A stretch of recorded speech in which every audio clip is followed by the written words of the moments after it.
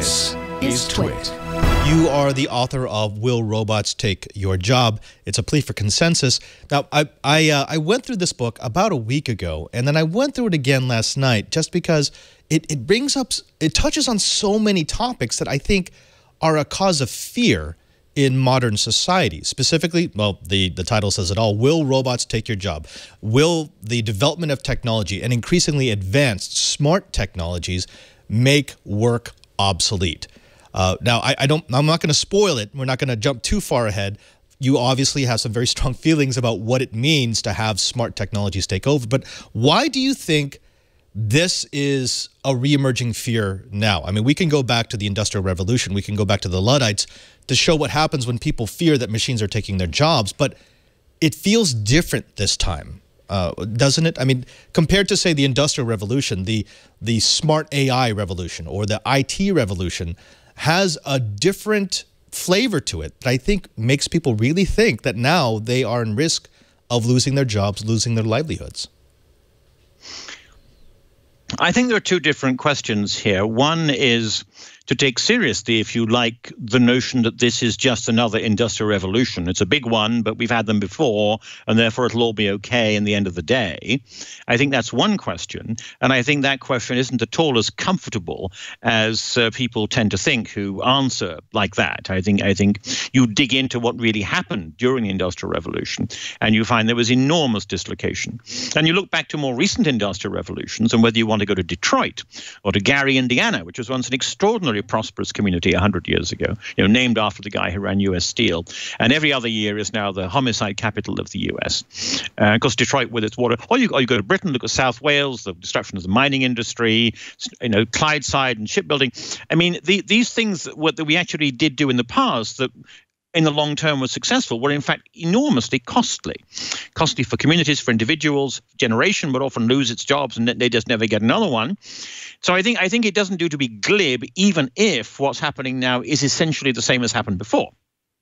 Particularly what's happening now, even if we do get all sorts of new jobs and things just carry on with a full employment economy, as people are generally assuming, what we're going to see is what I call rust belts sort of breaking out right across the economy. There won't be one rust belt.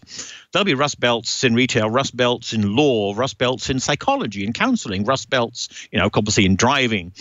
And these things will happen, within the same time because they're all based on the same technologies. So I think even if you take the view that in the end of the day, things will settle down, people will still have jobs, I think it's going to be a very rough journey from here to there. Labor markets are going to be in turmoil, I think, of historic proportions on a good reading of things. But then, of course, secondly, there's the other question, which is whether things might not settle down, which is whether, in fact, there's a fundamental shift taking place here. And that essentially what AI is doing is shifting labor out of the market. That is to say, capital substituting for labor in the production of value. We've had some very striking examples of this. I mean, perhaps the most dramatic of all is the story of Kodak and Instagram. It's the one that I go around telling. And of course, it's an outlier case, but it is quite dramatic.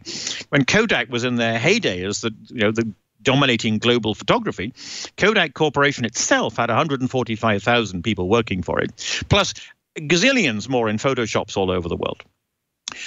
When Instagram was taken over, it had 13 people working for it, 13.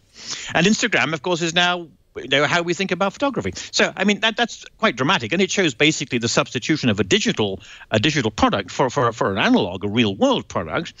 But I think if that is the kind of thing that's going to go on, if we're going to see labor basically being pushed out, capital coming in instead, then it's a fundamental shift. And the whole notion of the industrial economy, the notion of full employment as a norm is one which may just go away. And what's particularly disturbing is the studies are suggesting that the impact could be worse in developing economies, where for all sorts of reasons, the sort of civil society implications are much more dramatic because they haven't got an infrastructure to unemployment benefit and other social benefits and civil society organizations to keep things on track when people don't have jobs. But I think those are two different questions. And I think the answer to either of them raises problems. And I think I'm not saying it's likely we're going to end up with there being basically no jobs or very few jobs altogether. But that's a risk issue we have to look at.